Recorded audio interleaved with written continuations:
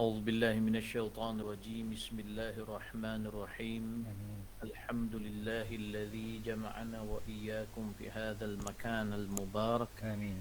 الذي تتنزل عليه الرحمة والبركة. آمين. فنسأل الله سبحانه وتعالى أن يجعلنا من أهل الرحمة آمين. ويجعلنا من أهل البركة آمين. ويجمعنا وإياكم في الفردوس الأعلى إن شاء الله. آمين. اللهم طهر قلوبنا من النفاق آمين. واحفظ ألسنتنا من الكذب آمين. واجعلنا من الصديقين واجعلنا مع الصادقين.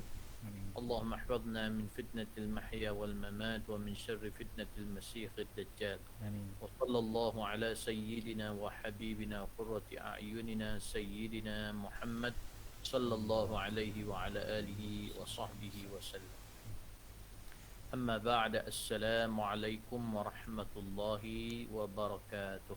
وعليكم السلام ورحمة الله تعالى وبركاته. نويت التعلم والتعليم والتذكر والتذكير والنفع والانتفاع والإفادة والاستفادة والحث على تمسك بكتاب الله وسنة رسوله والدعاء إلى الهدى والدلالة على الخير ابتغاء وجه الله مرضاته وقربه وثوابه سبحانه وتعالى. Alhamdulillah, syukur kita kepada Allah Subhanahu wa taala dengan limpah dan rahmat daripada Allah. Maka Allah Subhanahu wa taala pada hari ini mengizinkan kita untuk duduk sama-sama di dalam majlis yang mulia ini, iaitu majlis ilmu, majlis yang diberkati Allah Subhanahu wa taala. Mudah-mudahan Allah Subhanahu wa taala mengurniakan apa yang telah dikurniakan oleh Allah kepada hamba-hambanya yang saleh sebelum ini, daripada sudut keberkatan ilmu, ketenangan dan kenikmatan, merasai kenikmatan yang sebenar yang dimaksudkan oleh Allah dan Rasulullah sallallahu alaihi wa ala alihi wasallam. Alhamdulillah, insya-Allah kita menyambung kembali pengajian kita, iaitu pada muka surat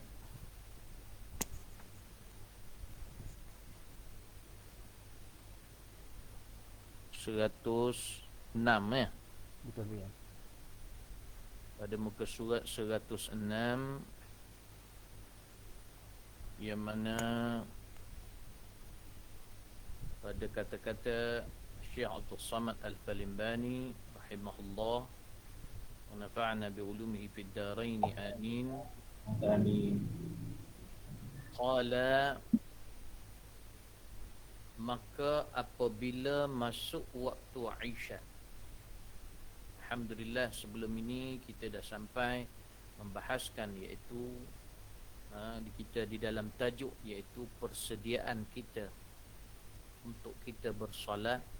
Maka apabila sampai masuk waktu Isya, yang mana sebelum ini kita dah bahas tentang solat sunat awabin yang dilakukan di antara maghrib dan isya.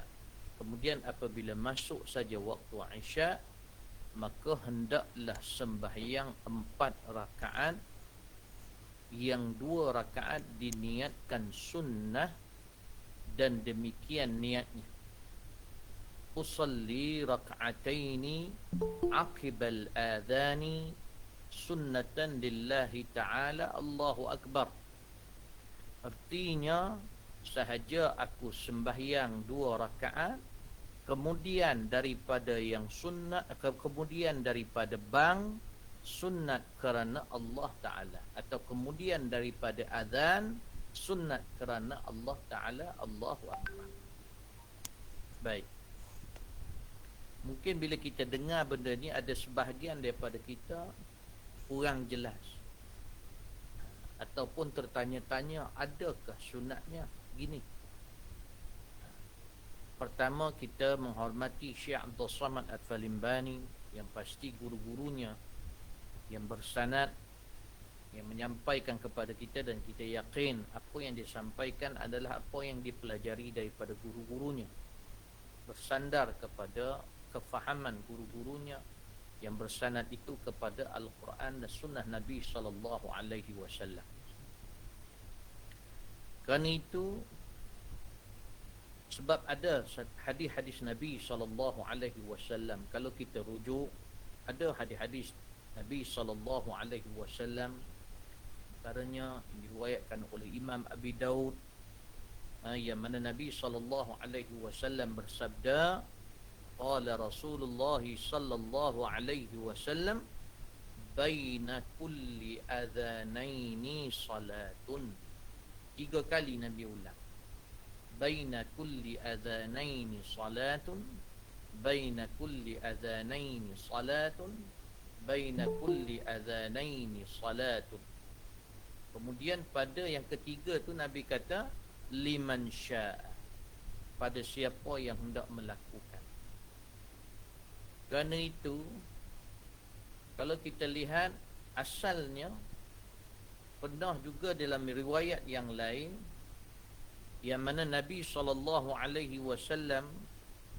kana Bilal kama amarahu Nabi SAW, yufassilu baina adhanihi wa iqamatihi hatta yattasi' li rak'atayn. فكان من الصحابة من يصلي بين الآذانين ركعتين والنبي صلى الله عليه وسلم يراهم ويقرهم، وقال بين كل آذانين صلاة، بين كل آذانين صلاة، بين كل آذانين صلاة. وفي ثالثة قال لمن شاء. Hadis ni, hadis yang sahih, dia daripada yang diriwayatkan juga oleh Anas bin Malik radhiyallahu anhu.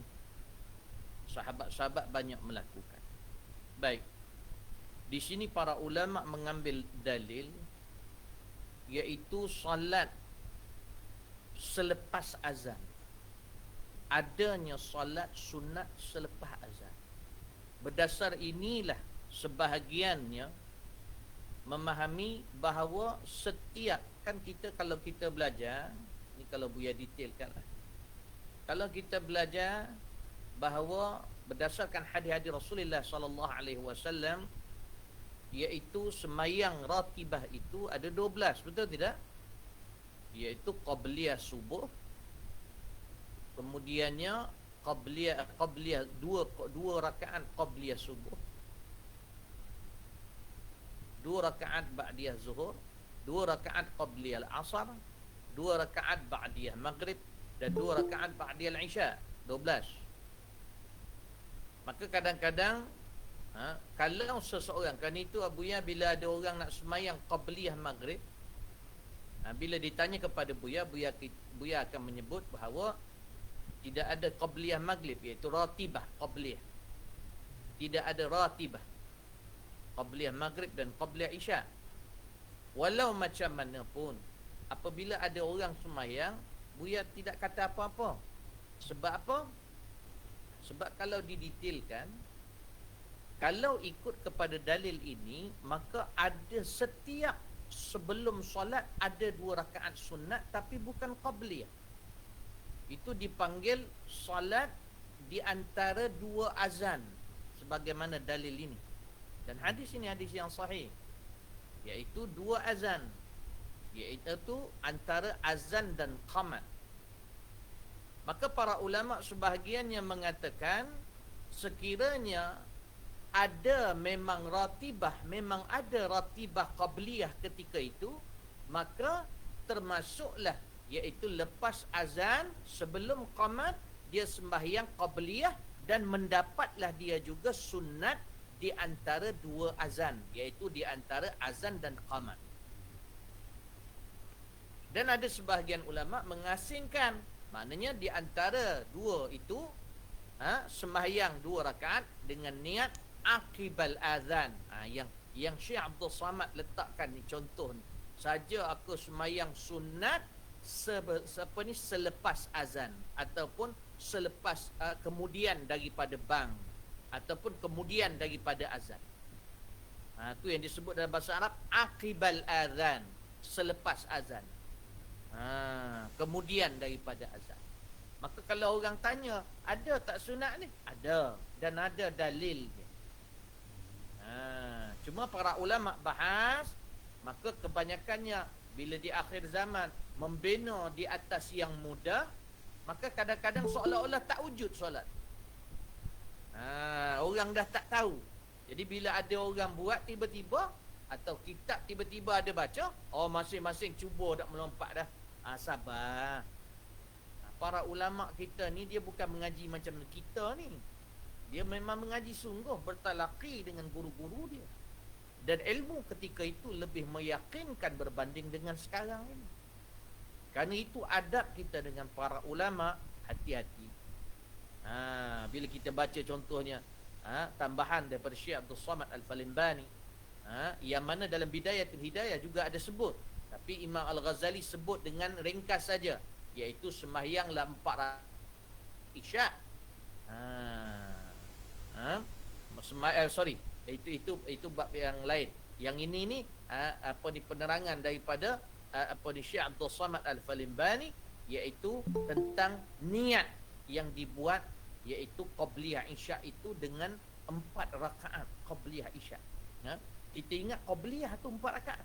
Rupanya 2 rakaat sebelum sembahyang sebelum sembahyang Isyak itu 2 rakaat yang membawa maksud, yang dimaksudkan di situ iaitu 2 rakaat solat sunat selepas azan.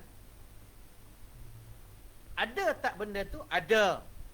Dan biasanya dipesan oleh Rasulullah kepada Bilal, supaya Bilal memberikan ruang agar sahabat-sahabat, mungkin ada yang terlewat, masih berpeluang untuk berkumpul di masjid dan mendapat takbir yang pertama dalam solat fardu bersama imam. Lepas tu Nabi ulang, salatu bainal adhanaini salatun. Di antara 2 azan tu memang ada salat sunat. Nabi kata ada salat di antara 2 azan. 2 azan tu bukan maksudnya azan Isyak dengan subuh, iaitu antara maksudnya azan dan qamat. Boleh faham tak ni? Dengar suara punya? Jelas di antara tu. Kan itu kalau kita lihat selepas ba'diyah maghrib, bila masuk waktu maghrib, ada orang sembahyang sunat. Jadi dia buat sembahyang itu qabliyah maghrib. Kalau orang yang mengaji, maknanya dia mengambil yang lebih kuat, maka dia buat bukan qabliyah di situ maksudnya, tetapi di situ yang dipanggil iaitu antara 2 azan. Sebab maghrib ni waktu dia pendek. Manakala Isyak, memang ada yang sebut ada qabliyah. Nak sembahyang qabliyah pun boleh. Ada perbahasan dia sebagaimana yang dipilih oleh Syekh Abdul Samad Al-Falimbani. Jadi biar kita buat satu benda tu bukan sekadar ikut-ikut, tapi kita tahu bahawa ada solat. Solat selepas azan. Kan itu Syekh Abdul Samad disebut usalli raq'ataini aqibal adhan, selepas azan, sunnatan lillahi ta'ala. Maknanya kalau kita sembahyang subuh tu, bagi yang mengamalkan yang ini, maknanya lepas azan subuh dia sembahyang 2 rakaat selepas azan, iaitu sembahyang 2 rakaat antara azan dan qamat, kemudian dia buat 2 rakaat lagi qabliyah subuh. Ada yang buat begitu. Kadang kita tengok ada orang yang sembahyang, ni dia sembahyang apa ni lepas azan ni, sembahyang 2 rakaat, lepas tu sembahyang 2 rakaat lagi. Mana ada 4 rakaat qabliyah subuh. Jangan cepat sangat. Kena-kena pula yang sembahyang tu orang alim. Tanya dia. Kita tak tahu niat dia apa. Boleh faham tak? Baik. Contoh yang diberi kat sini iaitu pada sembahyang Isyak. Maka disebut sembahyang selepas azan, sunat kerana Allah Ta'ala. Saja aku sembahyang 2 rakaat selepas azan, sunat kerana Allah Ta'ala. Cukup kalau niat dia sekadar apa dia, iaitu kena kalau sembahyang sunat cukup dengan qasad saja, cukup dengan qasad dan ta'yin. Kalau sembahyang sunat tu sembahyang sunat yang ada sebab. Maka sembahyang sunat yang ada sebab, maka niat yang perlu ada dekat situ, syarat dia kena ada qasad dan dia kena ada ta'yin. Qasad apa dia? Tujuan. Itu yang orang panggil usalli. Maka terjemahan dia sahaja aku sembahyang. Kemudian ta'yin, kalau sembahyang sunat tu ada sebab, kena tentukan sembahyang sunat apa. Kan itu kita kata sahaja aku sembahyang sunat selepas azan, cukup. Yang lain tidak wajib. Lillahi ta'ala tak wajib, 2 rakaat tak wajib. Kecuali sembahyang fardu. Kalau sembahyang fardu kena ada syaratnya qasad, ta'yin dan fardiyah. Maka kena sebut qasad usalli yang membawa maksud sahaja aku. Ta'yin sembahyang zuhur, kemudian fardiyah fardu. Maknanya kalau kita buat, biasanya kita buat begini, sahaja aku sembahyang tu qasad, fardu itu fardiyah, zuhur itu ta'yin. Cukup dah kat situ. Saja aku sembahyang fardu zuhur kalau sembahyang seorang. Kalau sembahyang berjemaah, maka kita kena sebut makmuman. Bas. Lillahi ta'ala tak perlu sebut, rakaat pun tak perlu sebut. Para ulama kata rakaat tak perlu sebut. Kenapa? Kerana sudah maklum bidarurah, sudah tahu dan jelas bahawa sembahyang zuhur 4 rakaat, sembahyang subuh 2 rakaat, dan tak perlu. Bila kita sembahyang subuh 2 rakaat lah. Tidak ada sembahyang subuh yang ulama sebut ada 3 rakaat, tak ada. Boleh faham setakat ni? Ini daripada sudut ilmu fiqh. Dalam kita bertasawuf kena gabungkan dengan syariah biar sempurna. Kata Imam Al-Ghazali 3 ilmu yang wajib dituntut. Iaitu ilmu apa dia? Ilmu yang pertama sekali dipanggil ilmu tauhid. Kemudiannya yang keduanya iaitu ilmu al-fiqh, syariah. Kemudian yang ketiganya ilmu at-tasawuf, penyucian hati. Kitab yang kita baca sekarang ni kata terjemahan daripada Bidayatul Hidayah dan tambahan daripada Syekh Abdul Samad Al-Albani, ia menggabungkan di sini tasawufnya, tauhidnya dan juga fiqh. Subhanallah. Alhamdulillah. Kerana itu kita nak kena faham molek. Kerana itu kena sabar mengaji. Kalau ada orang kata, Buya boleh tak kita buat, Buya punya style ni ada yang kalau kata Selasa Khamis, Selasa kitab lain, Khamis kitab lain, boleh. Boleh, tetapi dia sikit sangat, faham tak? Sikit sangat. Tu satu sikit sangat. Lepas tu ada yang pilih-pilih pula, ada yang masuk Selasa, ada yang masuk Khamis. Ni masalah dia satu. Bukan Buya nak paksa antum, tidak. Tapi Buya dah terbiasa tau. Bila buat satu benda, Buya buat sungguh-sungguh. Bila buat benda, jadi Buya nak anak-anak murid Buya ikut cara Buya, bukan Buya ikut cara antum. Tu nak kena faham. Di guru ada banyak, ada style-style dia. Jadi Buya bercadang, insya-Allah kalau berterusan ni Google Meet, Buya nak tambah satu hari, iaitu hari Rabu mungkin. Buya nak mengajar sifat 20. Buya nak mengajar tauhid dan mungkin diselitkan situ dengan Syama'il Muhammadiyah. Siapa nak datang, datanglah. Buya tak mau letak pada nak tengok keinginan antum nak mengaji tu. Terpulanglah. Kenalah bersungguh, bukan nak menyusahkan. Kita kalau terlalu manja, terlalu memudahkan, jadi kita takut kita tak tahu kita nak ke tidak sebenarnya benda tu. Mudah-mudahanlah bila akan mula, tengoklah biar akan semai istikharah, dan kalau afdal mulalah, insya-Allah. Siapa yang nak mengaji dengan Buya boleh. Kalau yang nak mengaji Syama'il dengan ustaz lain, boleh pergi mengajilah. Mungkin Buya tak berapa pandai, pergi mengaji dengan yang lain, tak ada masalah. Buya tak pernah merendahkan mana-mana ustaz ataupun antum nak menghalang antum mengaji, tidak. Tapi bila nak mengaji dengan Buya, bila kita sudah berguru, begini adab dia. Itu je sekadar Buya nak beritahu. Kalau kamu jujur, maka kamu dapat, kamu terima. Kalau kamu tak jujur, maka di belakang kamu akan mengumpat dan mengata, maka tanggunglah kamu sampai ke hari akhirat. Itu saja. Baik. Kerana itu disebutkan tentang solat sunat ini. Jadi faham tak? Kalau rasa nak buat, buat. Kalau rasa tak boleh nak buat dulu, tak apa. Kurang-kurangnya ada maklumat. Kerana itu ilmu Allah ni luas. Lagi kita membaca, lagi kita mengaji, kita akan terbuka. Terbuka. Kerana itu kena hati. Baik. Maka disebutkan apabila masuk waktu Isyak, maka hendaklah sembahyang 4 rakaat. Yang 2 rakaat diniatkan sunat, dan demikian niatnya. Usalli raka'ataini aqibal adhan sunnatan lillahi ta'ala. Tadi Buya dah terjemahkan. Saja aku sembahyang 2 rakaat kemudian daripada bang, sunat kerana Allah Ta'ala. Allahu Akbar. Setelah itu, ni belum sembahyang Isyak lagi ni. 2 rakaat. Setelah itu, maka hendaklah sembahyang 2 rakaat muakkadah sunat Isyak. Yang ini Syekh Abdul Samad memegang, para ulama mengatakan ada qabliyah isya. Maka disebutkan apa dia? Usalli raka'ataini sunnatal isya'i qabliyatan lillahi ta'ala. Allahu akbar.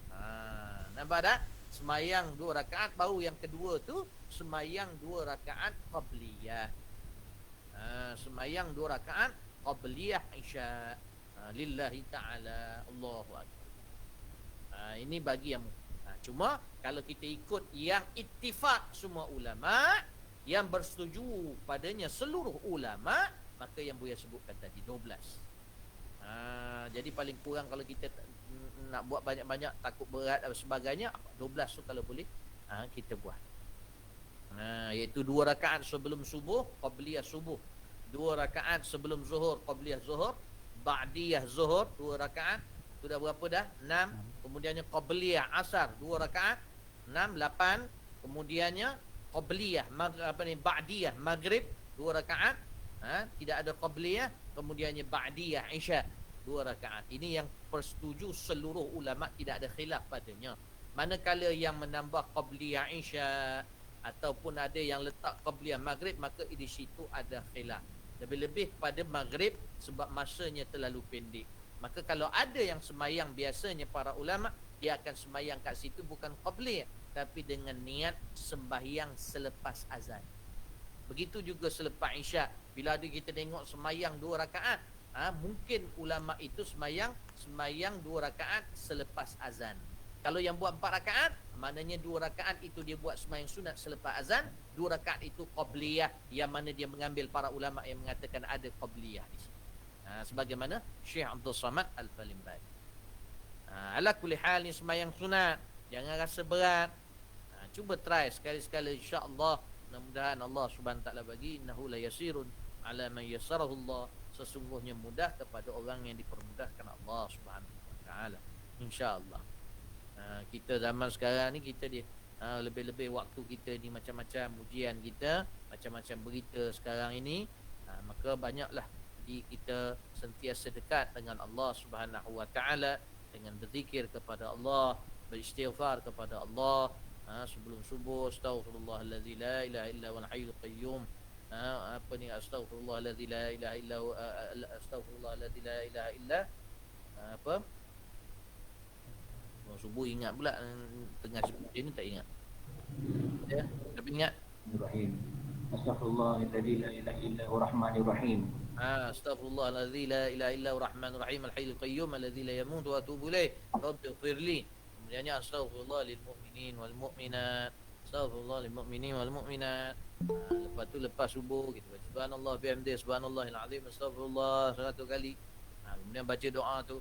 Kemudiannya bacalah yang apa ni ya hayyu ya qayyum la ilaha illa anta, ya hayyu ya qayyum la ilaha illa anta. Lepas tu ya hayyu ya qayyum ahyil quluba tahya. Ya Allah, tu dekat situ hadirkan hati kita.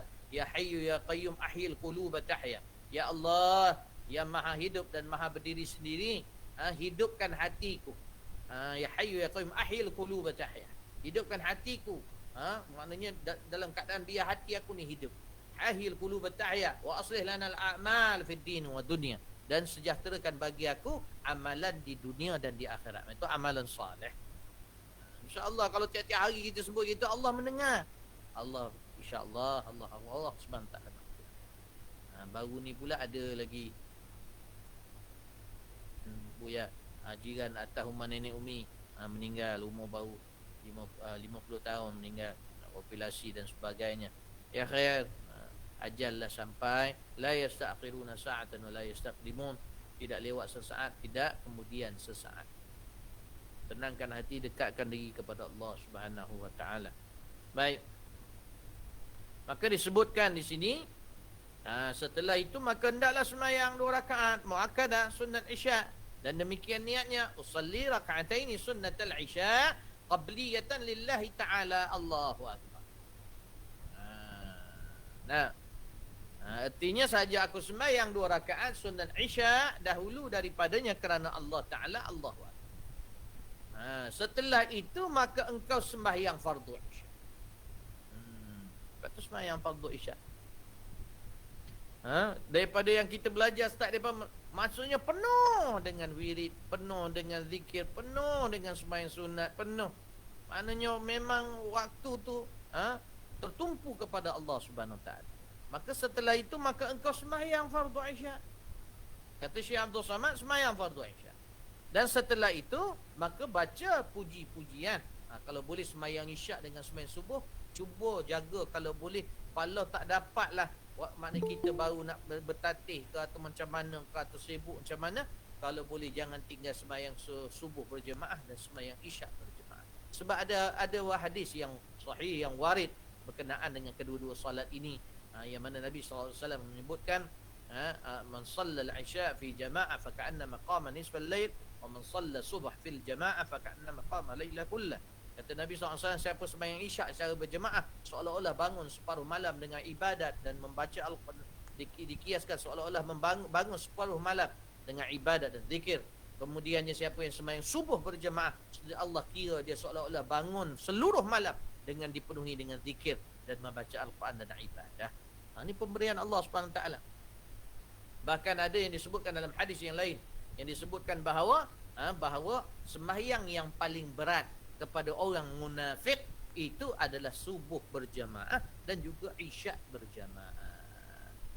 Maka kerana itu hati-hati, minta Allah Subhanahu Wa Taala jauhkan kita daripada jauhkan. Paling kurang pun bila kita kat rumah ni, kalau contoh tak boleh pergi masjid, maka sembahyang dengan isteri kita, sembahyang dengan anak-anak kita, insya-Allah. Mudah-mudahan Allah pemudahkan. Boleh? Insya-Allah boleh. Kemudiannya setelah itu maka engkau sembahyang fardu Isyak, dan setelah itu maka baca puji-pujian yang dibaca kemudian daripada sembahyang 5 waktu. Setelah sembahyang 5 waktu yang biasa kita bacalah, yang disebutkan sebelum ini, iaitu mengucap istighfar, astaghfirullahalazim la ilaha illa huwal hayyul qayyum wa atubu ilaih, kan, astaghfirullahalazim lepas sembahyang, lepas sembahyang 3 kali hingga akhirnya seperti yang tersebut dahulu itu. Dikata lihat halaman 67, wirid lepas sembahyang. Dan setelah itu maka sembahyang 2 rakaat sunat muakkadah ratibah yang kemudian daripada Isyak, demikian niatnya. Barulah sembahyang ba'diyah Isyak. Lepas sembahyang Isyak dah baca wirid, sembahyang ba'diyah Isyak. Usalli raka'ataini sunnatan al-Isyak lillahi ta'ala. Yang antum selalu baca pun tak apa. Usalli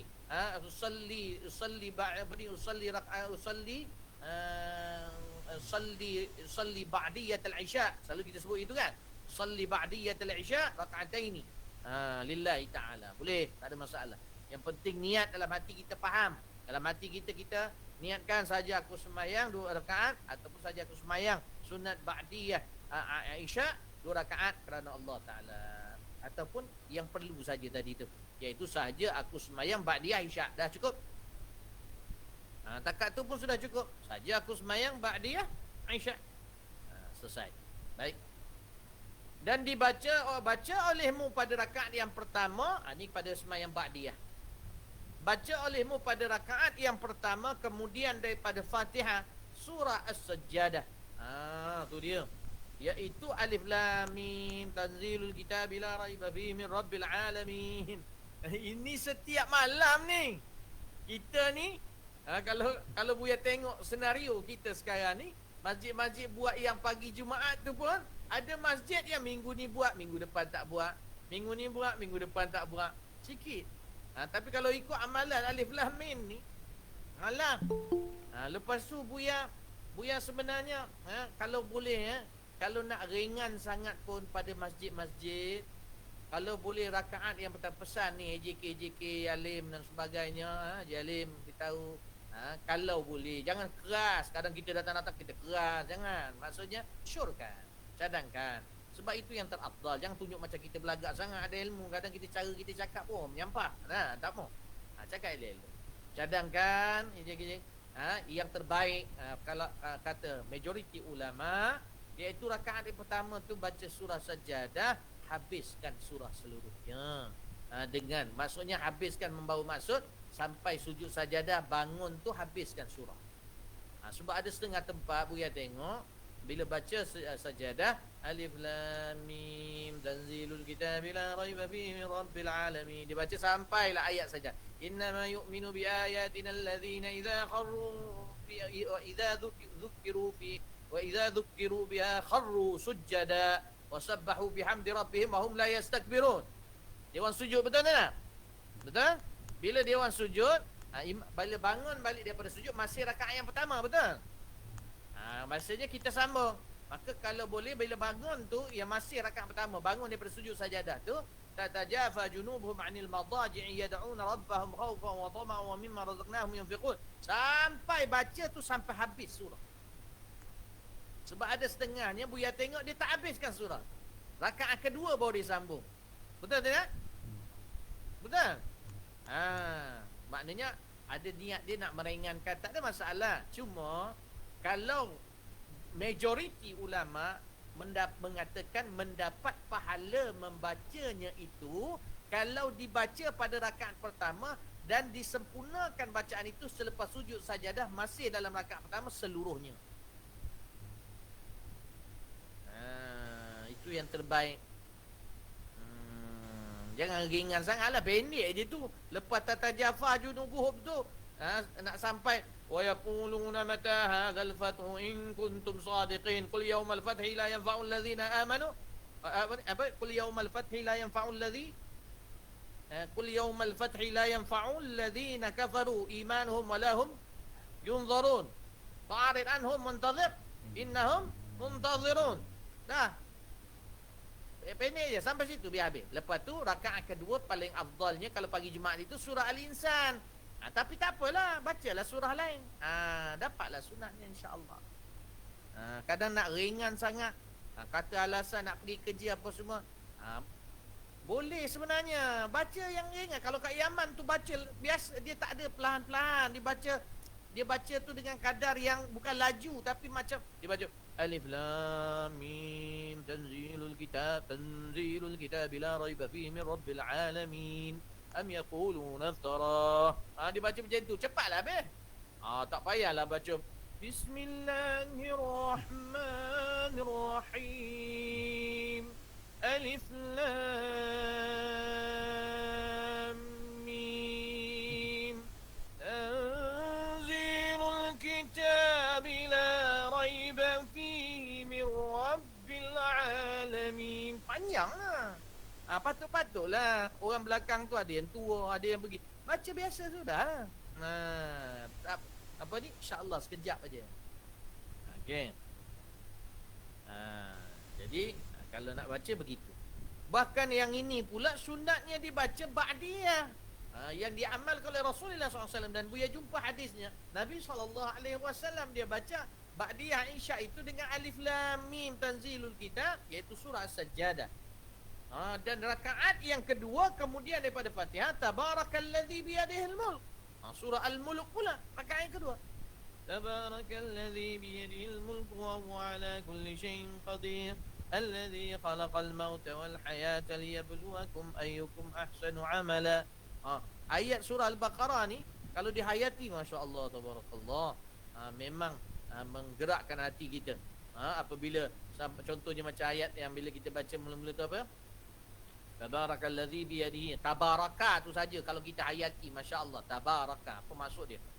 Berulang-ulang dan banyak keberkatan di situ. Tabarakalladzi biyadihil mulku wa huwa ala kulli syai'in qadir. Alladzi khalaqal mauta wal hayata liyabluwakum ayyukum ahsanu amala. Wa huwal azizul ghafur. Alladzi khalaqa sab'a samawatin tibaqa ma tara fi khalqir rahmani min tafawut.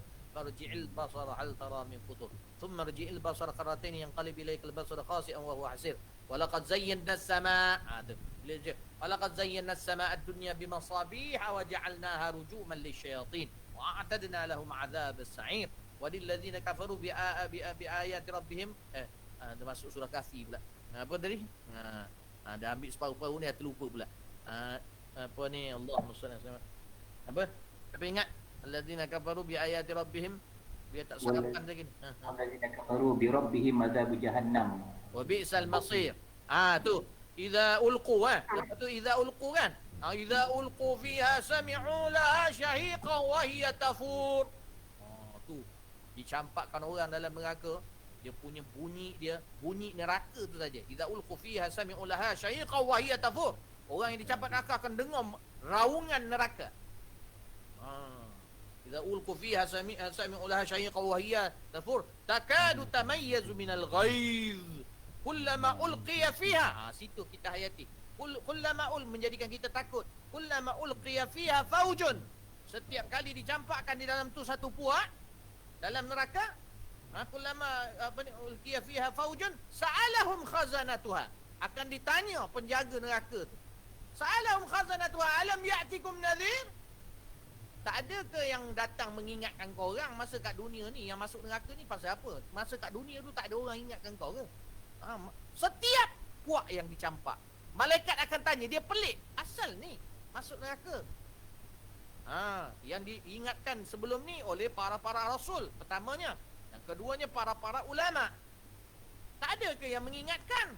Na'udzubillah. Idza ulqiya fiha faujun sa'alahum khazanatuha alam ya'tikum nadhir? Qalu bala qad ja'ana nadhir.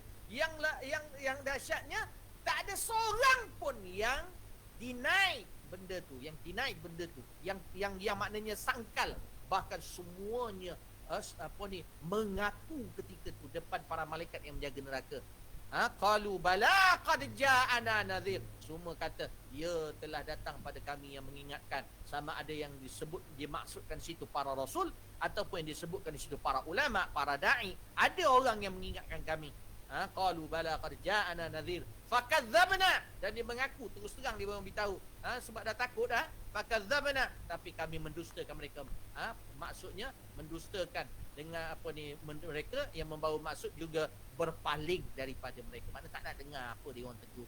Fakadzabna wa qulna ma nazzalallahu min syai'in antum illa fi dhalalin kabir. Bahkan kami katakan, Allah tak cakap macam ni, tak ada pun turun daripada Allah macam ni. Oh, kita jawab macam tu pula. Kan zaman sekarang banyak macam tu. Dia lebih pandai daripada ulama. Baik. Jadi balik pada tu, baca tu.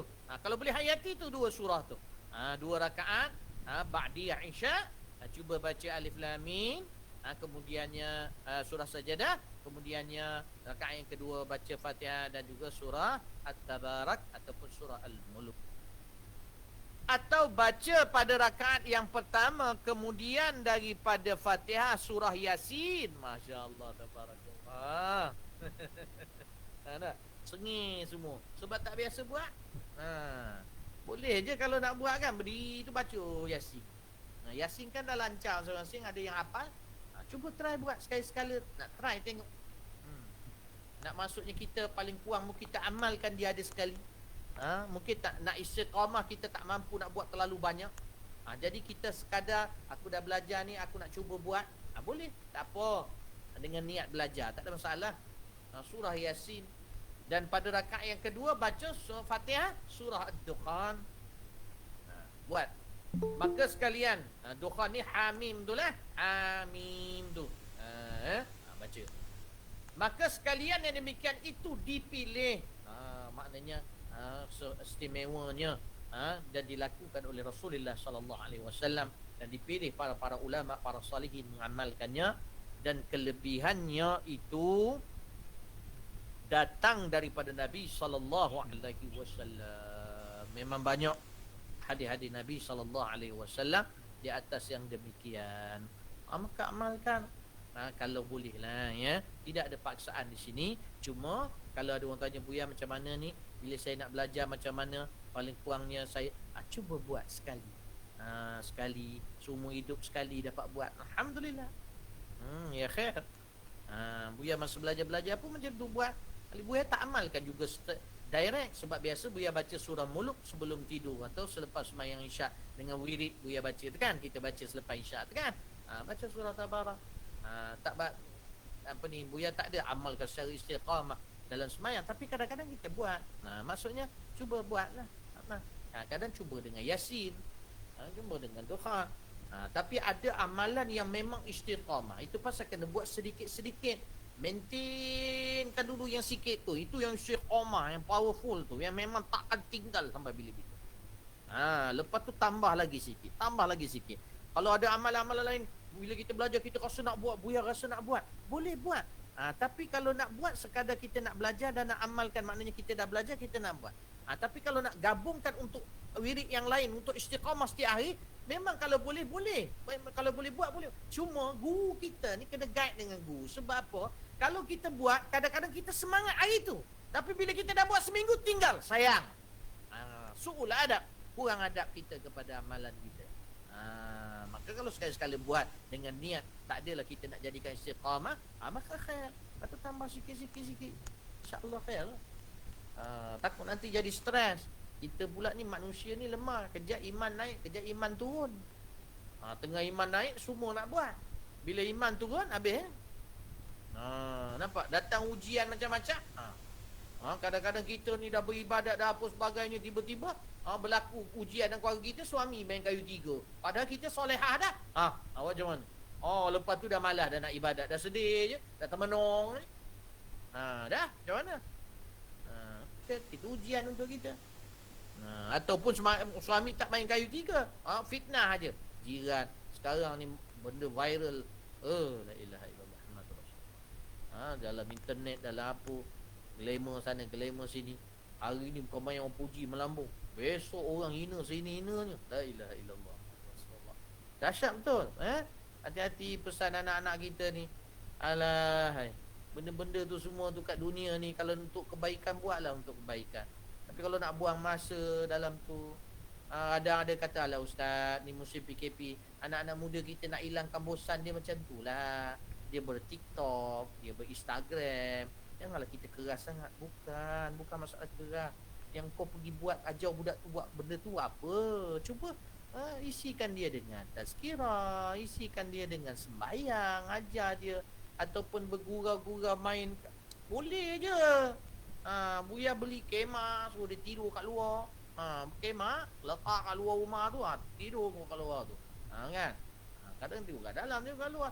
Banyak benda lain lagi boleh buat. Lepas tu bapak tu ceria lah, buat kelakar sikit. Buya kelakar tau. Kalau kat rumah Buya kelakar, memang kelakar tu. Jadi anak-anak ni dia suka lah main kelakar. Kejap jadi kuda, kan? Kejap jadi tu, kejap jadi ni. Kejap main lawan-lawan, macam lah. Jadilah budak-budak sikit. Kita kena usahalah dah keadaan macam ni sekarang. Yang isi pula make up lah kat rumah. Hari ni make up lain, besok make up lain. Jadi suami nampak lain-lain, dia tak bosan lah. Ini hari tiap-tiap hari muka kau macam tu je. Kalau make up kat jantan lain tu tak elok. Tapi untuk suami bagus. Hari ni pakai gencu merah, besok gencu hitam, lusa gencu biru. Sampai suami pun naik takut tengok. Pakailah gencu yang elok sikit. Kalau yang hitam tu macam apa ni, orang kena sihir je, kan? Jadi begitu. Tak kisah, macam-macam boleh buat. Masak kan macam-macam boleh buat. Saya itu boleh masak ini, kan? Boleh tak masak. Puasa, buat dah Isnin, Khamis 3 hari. Lepas tu puasa hujung bulan, puasa tengah bulan. Buat lah.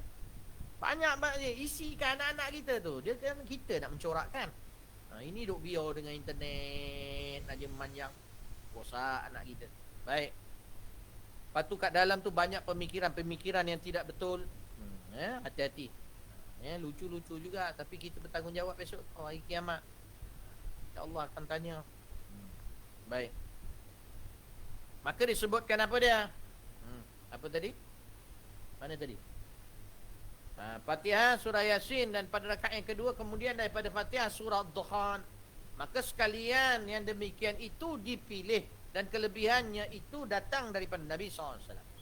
Selepas itu buat apa? Maka kemudian daripada 2 rakaat ratibah yang muakkadah itu, maka hendaklah engkau sembahyangkan 4 rakaat pula. Ini selepas sembahyang ba'di Isyak ni. Ada sembahyang 4 rakaat pula. Ni sembahyang apa pula 4 rakaat ni? Tak biasa kita dengar kan? Syekh Abdul Samad ada letak sembahyang rakaat di bawah hadis Nabi SAW. Ini selepas ba'di Isyak ada 4 rakaat lain. Apa dia kata Rasulullah SAW, disebut apa? Man shalla qabla adh-dhuhri 4 kana kaman tahajjada min lailatin. Siapa yang semayang zuhur 4 rakaat, qabliyah zuhur 4 rakaat, seolah-olah dia itu bertahajud pada malam tu. Wa man sallahunna ba'da al-isya, siapa yang semayang 4 rakaat pula selepas isya, kana kamithlihinna min lailatul qadar, maka ianya seumpama sembahyang isya seumpama itu daripada sembahyang pada malam Lailatul Qadar. Itu dia. Ni dalam kitab Targhib wa Tarhib ni tadi disebut rawahu Tabrani. Demikian disebutkan oleh Imam Al-Ghazali rahimahullah. Ni yang Buya sebut tadi awal tadi. Imam Ghazali sebut, tapi Imam Ghazali tak bawa hadis lah dalam tu. Ini Syekh Abdul Samad didatangkan hadis di dalam Bidayatul Hidayah dan di dalam Ihya Ulumuddin pada kitab Tertib Al-Awrad, dan Syekh Abdul Qadir Al-Faki dalam Syarah Bidayatul Hidayah. Ini kita baca dulu hadis-hadis yang dibawa. Ini 4 rakaat ni jarang orang amal, jarang orang dengar. Betul tak? Baik. Kemudiannya disebut lagi, man shalla 4 raka'atin, man shalla 4 raka'atin ba'da al-isya al-akhirah qara'a fi raka'atayn al-awwalatayn qul ya ayyuhal kafirun wa qul huwallahu ahad wa qara'a fi raka'atayn al-akhiratayn tabarakalladzi biyadihi al-mulk wa alif lam mim tanzilus as-sajdah kutiba lahu ka 4 raka'atin min lailatul qadar. Rawahu Tabrani juga. Barang siapa sembahyang 4 rakaat kemudian daripada sembahyang isya yang akhir, padahal ia membaca di dalam 2 rakaat pertama itu akan qul ya ayyuhal kafirun dan qul huwallahu ahad, dan membaca di dalam 2 rakaat yang kemudian itu akan tabarakalladzi biyadihil mulk dan alif lam mim tanzil as-sajdah, nescaya disuratkan baginya seperti sembahyang 4 rakaat daripada malam Lailatul Qadar. Malam Lailatul Qadar tu lebih baik dari 1000 malam. Masya-Allah tabarakallah.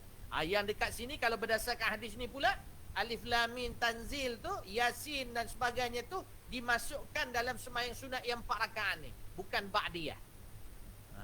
Nampak? Tapi tak apalah, keluasan dekat situ, tidak ada perlawanan pun. Baik. Demikianlah hamba naqal. Ni amanahnya Syekh Abdul Samad Al-Falimbani. Beliau mengatakan demikianlah hamba naqal, iaitu hamba ambil, pindahkan, sampai letak kat sini hadis ini daripada kitab yang bernama Iqadul Qawabil Littaqarrub bin Nawafil, karangan Sayyid Syekh Ibrahim Al-Kurdi rahimahullahu ta'ala, dan kata Sayyid Abdullah Al-Haddad di dalam kitabnya yang bernama Nasaihud Diniyah. Kita baca lagi. Ini kelebihan-kelebihan ni. Wa hafiz ala 4 raka'atin ba'da salatil isya. Jagalah sembahyang 4 rakaat selepas sembahyang isya, sembahyang sunat. Fa inna fiha fadlan kathiran liqaulihi alaihi salatu wassalam. Ianya mempunyai kelebihan yang besar sebagaimana disebut oleh Nabi sallallahu alaihi wasallam, arba'un ba'da al-isya kamithlihinna min lailatul qadar. 4 rakaat selepas isya tu, sunat selepas isya itu kalau dibuat adalah seumpama sembahyang pada malam Lailatul Qadar. Wa raka'atu fi Lailatul Qadar, dan 1 rakaat pada malam Lailatul Qadar itu ta'dilu 30,000 raka'atin fi ghairiha min al-layali, iaitu 1 rakaat pada malam Lailatul Qadar sama dengan 30,000 rakaat pada selainnya daripada malam Lailatul Qadar. Ini dalam kitab Nasihat Agama Wasiat Iman, Nasaihud Diniyah. Tengok tu kelebihan. Jadi macam mana?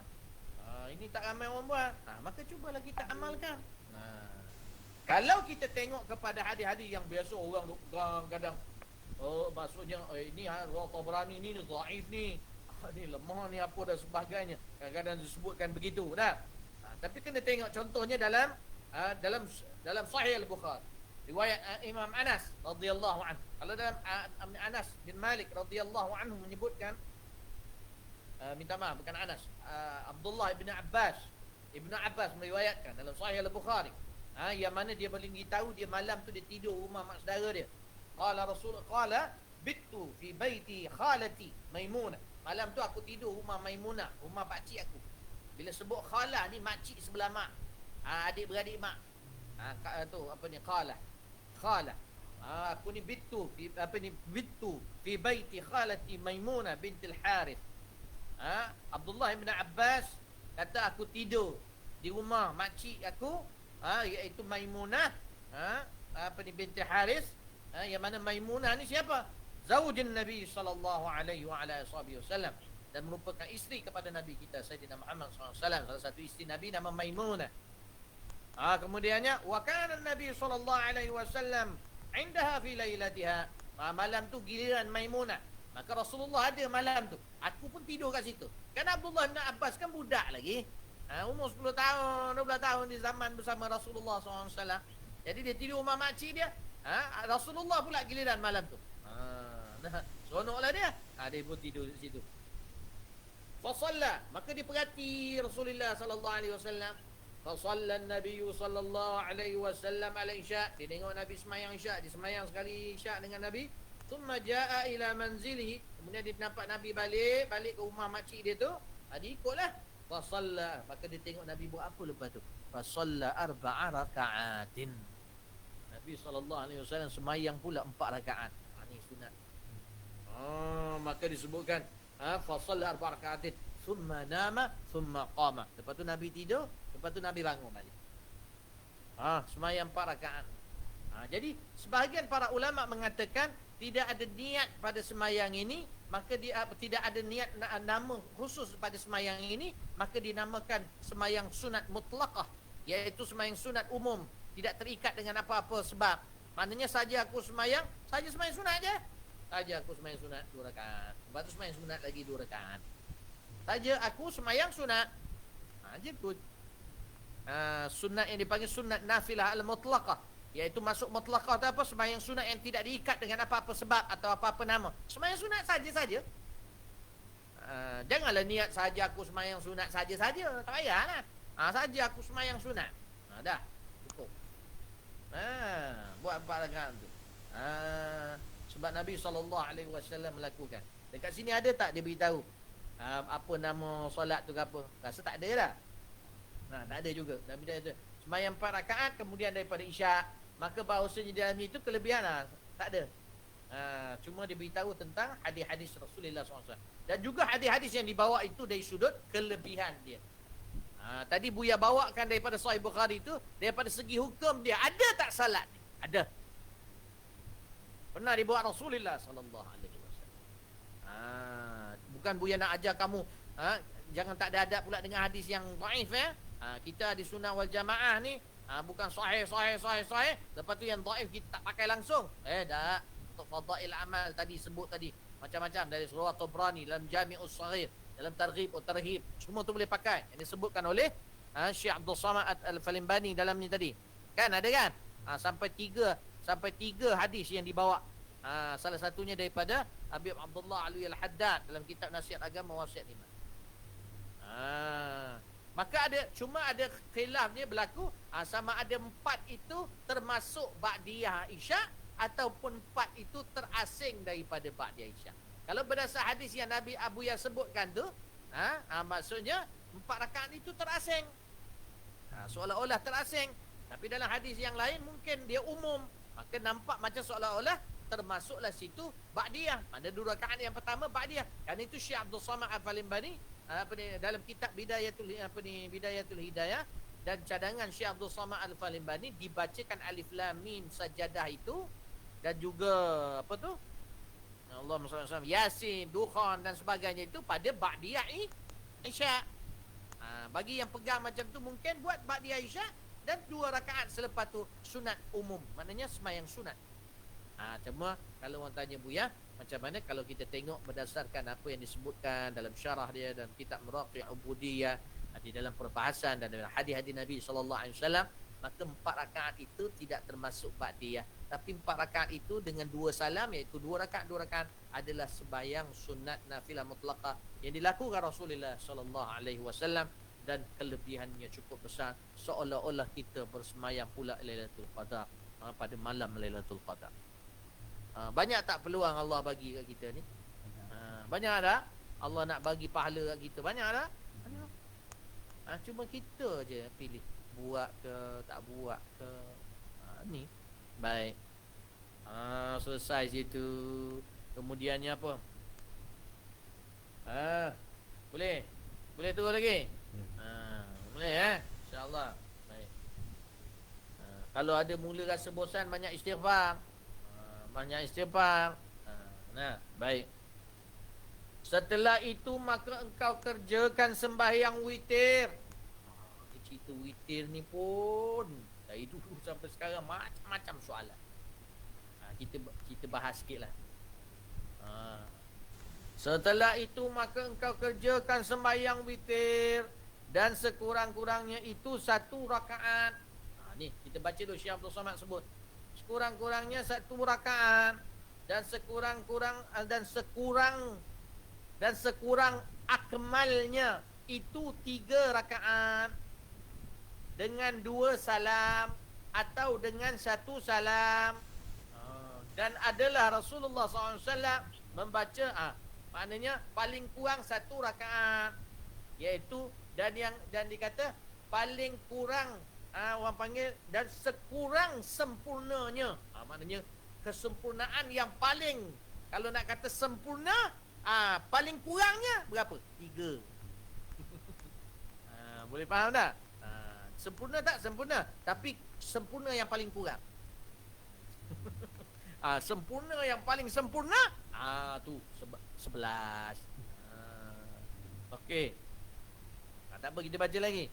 Maka disebut apa? Dengan 1 salam. Maknanya kat sini Syekh Abdul Samad meraihkan semua pandangan ulama. Maka disebutkan, didatangkan jazakumullah khair, jazakumullah khairan jaza, dan sekurangnya akmal itu 3 rakaat dengan 2 salam atau dengan 1 salam. Boleh.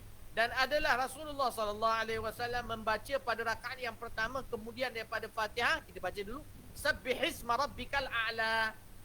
Dan pada rakaat yang kedua, kemudian daripada Fatihah, daripada hadis Nabi SAW, Nabi baca yang ni, Qul ya ayyuhal kafirun. Yang biasa kita amal tu, betul? Dan pada rakaat yang kedua, kemudian daripada Fatihah, Qul ya ayyuhal kafirun. Dan pada rakaat yang ketiga, kemudian daripada Fatihah, Qul huwallahu ahad. Dan Qul a'udzu birabbil falaq. Dan Qul a'udzu birabbin nas. Dan yang terlebih akmal, iaitu terlebih sempurna. Tadi sekurang-kurang sempurna, ini terlebih sempurna. Daripada itu, lebih daripada itu, 5 rakaat. Dan yang terlebih akmal, terlebih lagi sempurna daripada sebelumnya itu, 7 rakaat. Dan yang terlebih akmal, terlebih sempurnanya daripada itu, 9 rakaat. Dan yang terlebih akmal, yang terlebih sempurnanya daripada itu, 11 rakaat. Inilah sebanyak-banyak sembahyang witir. Dan sunat membaca kunut kemudian daripada rakaat yang akhir daripada witir pada nisfu separuh akhir Ramadan, daripada bulan Ramadan. Yang witir kan Nabi sebelum ni boleh ada sebut hadis Nabi SAW yang dipesan oleh Rasulullah SAW. Ausani Khalili. Abu Hurairah kata apa? Ausani Khalili. Abu Hurairah mengatakan telah dipesan kepadaku sahabatku yang kukasihi. Apa ni? Maksudnya siapa? Iaitu kekasihku lah, Rasulullah SAW. Telah dipesan ke akan daku Rasulullah SAW bi thalathin, dengan 3 perkara. Apa dia? Nabi pesan siyam thalathati ayyam min kulli syahr. Puasa 3 hari pada setiap bulan. Kemudian apa lagi Nabi pesan? Wa raka'atay duha. Nabi pesan kat aku sembahyang sunat duha 2 rakaat. Maknanya apa lagi Nabi pesan? Wa an utira qabla an anam, supaya aku buat sembahyang sunat witir sebelum aku tidur. Ini pesan Rasulullah SAW yang ada dalam Bukhari. Nabi pesan tu witir. Maka witir ni bukan benda yang ni Nabi SAW sentiasa buat. Maka kerana itu bila kita tengok sembahyang sunat witir ini, apa dalil dia? Kadang orang kata, Ustaz, saya buat satu apa ni rakaat aja balik. Dah 20 tahun soalan yang sama. Dah 20 tahun yang lepas tanya juga, sembahyang 1 rakaat boleh? Boleh, tidak ada masalah. Dah al-witru rak'atan min akhiril lail. Itu kalau ada dalam Sahih Muslim ada. Dalam Sahih Muslim al-witru rak'atan fi akhiril lail. Sembahyang witir itu 1 rakaat pada akhir malam. Jadi ada dalil yang menunjukkan sembahyang 1 rakaat. Jadi bolehlah. Cuma sebahagian ulama mengatakan makruh hanya buat satu saja. Kerana hadis ni kan saling kait mengait, maka yang terlebih afdalnya satu rakaat itu untuk mendapatkan ganjil, tapi tetap boleh sebab dalil itu jelas. Sembahyang satu rakaat je paling kurang. Allah, satu rakaat aja takkan tak boleh. Dia malas tu sebab dia tak ada wudu, nak ambil wudu tu malas. Syaitan pula kacau kat situ. Lagi dia malas. Nampak tak? Satu rakaat. Yang sederhananya, yang paling elok yang ni 3 rakaat. Betul tidak? Kan itu Nabi SAW pesan pada kita, ij'alu akhira salatikum bil-laili witra. Kata Nabi SAW, jadikanlah akhir solat kamu itu, pada malam kamu itu adalah witir. Baik. Apa perbahasan selalu timbul pasal sembahyang sunat witir? Lapas niat dia sama. Yang buat 2 rakaat, yang 3 rakaat 1 salam, 2 rakaat tu niat witir juga, 1 rakaat pun niat witir. Usalli sunatul witir rakaatain. Dah. Lepas tu yang satu lagi pula usalli sunatul witri rakaatan. Dah, sudah. Ada yang pening. 2 rakaat yang pertama tu kan genap. Kenapa kita niat witir? Duk confuse kat situ. Kan kita nak semayang witir tu atas nama 3 rakaat tu lah. Jadi 2 rakaat yang pertama tu niat witir juga, tidak ada masalah. Memang adalah segelintir ada yang tak payah pakai tu lemah. Pakai je semayang sunat witir 2 rakaat, lepas tu masuk satu. Cuma ada sebagian ulama bahas yang nak buat satu ni afdalnya buat terus direct lepas ba'diyah isyak. Maka dia seolah-olah dapat 3 juga. Semayang ba'diyah isyak 2 rakaat, terus bangun semayang 1 rakaat witir. Maka 3 lah dia dapat. Walaupun para ulama mengatakan afdalnya diasingkan. Tapi itulah kemudahan, nak memudahkan kita.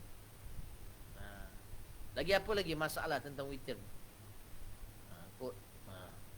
Ada yang kata semayang witir ustaz, kalau dah semayang malam, orang kata dah tak boleh semayang siang. Betul tidak? Memang betul dia begini. Ada yang kata ustaz, kalau dah semayang witir malam, lepas tu dah tak boleh semayang sunat dah. Ada yang tanya macam tu juga, betul tak? Betul ke tidak ni? Ke semayang witir orang tak semayang? Kan? Semayang ni, tengok muka-muka semua muka witir ni. Kan? Muka semayang witir. Baik. Semayang witir ni, ada yang banyak persoalan macam tu, betul tidak? Maka Nabi SAW, kalau kita tengoklah, banyak nak kalau bahas, nak mari hujah dan sebagainya. Tapi kalau kita tengok, bagi pada 2. Hasil daripada Buya apa yang Buya mengaji yang tak banyak ni, maka Buya asingkan para ulama ni ada 2 golong. Ada dua khilafnya di situ. Ada satu golongan, kalau kita tengok yang paling masyhur dalam mazhab Syafi'i, dalam mazhab Maliki, mazhab Hanafi, mazhab tu, maka di situ menyebutkan kalau kita semayang witir 3 rakaat malam tu, kemudiannya lepas tu nak semayang sunat apa? Boleh, tak ada masalah. Semayanglah sunat apa nak semayang tu. Lepas tu nak semayang witir balik tak? Tak perlu. Tak perlu. Sebab ada hadis daripada Allahumma salli ala sayyidina Muhammad. Ada riwayat yang sahih juga menyebutkan la witraini fil lailah. Tidak ada 2 witir dalam satu malam. Ada sebagian ulama menafsirkan hadis ini Nabi meringankan, tak perlu lagi buat witir. Dah buat witir selepas isyak tu, lepas tu kau nak buat sembahyang sunat apa, buatlah sembahyang sunat. Boleh faham tak? Lepas tu tak payah buat dah. Walaupun kita tidur bangun balik. Ada sebagian ulama kata itu keringanan. Siapa nak buat boleh buat. Tak apalah, tak payah buatlah, tak apa. Satu ambil lah. Yang sebagian ulama kata maksud hadis ini larangan, bukan ringanan, larangan. Maka satu malam satu witir saja. Boleh faham? Sama ada kita buat awal lepas isyak ataupun kita tak buat, nak bangun malam, buatlah lepas itu pandangan yang pertama, hujah yang pertama. Yang kedua, mengatakan apa ni, tidak boleh sembahyang sunat selepas witir. Kalau dah buat selepas isyak atau kita dah buat witir, dah tak boleh dah sembahyang sunat apa-apa dah lepas tu. Kecuali batalkan dulu witir. Bukan maksudnya batalkan tu macam mana? Maknanya genapkan balik witir tu. Maka kalau bangun malam, sembahyang 1 rakaat untuk jadikan witir dengan niat witir, untuk jadikan witir baru 4 rakaat. Lepas tu sembahyanglah sunat apa nak sembahyang. Lepas tu sembahyanglah sunat witir. Sempurnakan yang tadi 4, buatlah 3 jadi 7, ataupun buatlah 1 untuk menutup balik. Sebab apa? Sebab bila bahas tentang al-umur bi khawatimiha, setiap perkara itu dilihat ke apa ni, penutup amalannya apa. Kan itu Nabi pesan supaya sembahyang sunat witir sebagai akhir malam sebelum kita tidur. Sebab itulah penutup amalan kita. Itu tujuan dia. Maka kan itulah ulama bahas, sebab ada dalil yang menunjukkan bahawa witir itu menutup. Witir itu sebagai penutup kepada ibadah kita pada waktu malam itu. Boleh faham tak? Baik. Dah sampai mana tadi? Selesai situ dah. Mungkin kita takat tu aje. Takat tu aje. Tu tentang tadi Buya bahaskan sikit tentang persoalan-persoalan kadang yang timbul tentang solat witir. Boleh 1 rakaat, tidak ada masalah, keringanan, tapi yang afdalnya 3 rakaat. Maknanya yang pertengahannya yang elok sedang molek 3 rakaat. Dan 3 rakaat tu boleh 1 salah, ada boleh 2 salah, tidak ada masalah. Ada berlaku di zaman Rasulullah sallallahu alaihi wasallam. Cuma kita ni paling afdal dalam bab ibadat ni, lagi banyak kita buat, lagi baguslah yang tu. Yang tu lebih bagus. Kadang-kadang kita ni nak buat, kadang-kadang apa, Allahumma salli ala Muhammad, nak ringan boleh, tidak ada masalah. Tapi yang afdalnya yang paling banyak kita buat. Yang paling banyak kita buat, yang itulah yang paling baik. Memang ada kaedah fiqh tu, cuma Buya tak ingat kaedah fiqh dia apa. Allahumma salli ala Muhammad. Tak ingat ada kaedah fiqh tentang apa ni, lebih banyak kita buatkan lebih bagus. Jadi kalau yang paling bagus 3 rakaat 2 salam lah. 2 rakaat, lepas tu 1 rakaat lagi. Lepas tu baru kita buat sembahyang yang sembahyang sunat. Kalau yang nak ambil pandangan nak buat sembahyang sunat boleh. Lepas tu tak payah buat witir dah. Sebab ada hadis menunjukkan tidak ada 2 witir dalam 1 malam. Wallahu ta'ala a'lam. Baik, ada apa-apa soalan nak tanya? Assalamualaikum Buya. Tentang pengajian kita ni lah yang paling afdal. Ya, saya Buya. Tanya pasal solat witir. Boleh kita buat solat witir genap di masjid, kemudian kita balik rumah, tunaikan ibadah lain, kemudian tutup dengan 1 witir di rumah? Boleh. Nabi SAW, kalau antum tengok hadis Rasulullah SAW yang mengatakan Nabi semayang 11 rakaat tu, Nabi buat macam mana? Nabi buat begitulah. Nabi semayang, kemudian apa ni, selepas isyak Nabi semayang, lepas tu Nabi balik rumah, Nabi semayang lagi. Tapi masih lagi sempurna lagi lah tu. Masih lagi genap lah. 2. Lepas tu Nabi tidur, Nabi bangun. Lepas tu Nabi semayang sunat-sunat lain. Lepas tu Nabi sambung. Sehinggalah bila dikira witir yang Nabi semayang itu adalah 11 rakaat. Tidak ada masalah. Boleh. Memang. Bahkan ada hadis tentang dia. Secara detail tentang perkara tu. Biar ada jumpa. Wallahualam. Baik, terima kasih Buya. Sama. Assalamualaikum Buya. Assalamualaikum warahmatullahi. Ya. Saya nak bertanya, sunat mutlak ni Ustaz Buya, kita boleh buat secara berjemaah tak? Sebab dia punya surah dia kan panjang, jadi kita tak hafal, jadi kita nak solat bersama dengan suami. Maknanya suami hafal. Maknanya mungkin suami hafal, kita nak jadi makmum dia lah. Betul. Dia sunat nafilah mutlaqah ni, dia semayang yang tidak ada warid semayang sunat nafilah ini dengan berjemaah, tidak ada. Dia semayang seorang. Jadi kalau rasa berat, ambil kaedah dengan membaca daripada Al-Quran. Ambil pandangan ulama yang boleh semayang dengan membaca Al-Quran. Buka ayat Quran depan kita ataupun pegang. Buya kadang tu bila baca, kalau dekat Hadramaut ni pegang ni. Handset ni. Allahu Akbar. Bismillahirrahmanirrahim. Boleh? Boleh, tak ada masalah. Walaupun ada sebahagian kata, ada setengah dalam mazhab mengatakan tidak boleh dan sebagainya. Kita ambil yang majoriti mengatakan tidak ada masalah. Maka kita semayang, buka ayat Quran dekat Quran ni. Cuma jangan bergerak 3 kali berturut-turut lah. Jadi bila semayang dah macam ni, angkat, bacalah.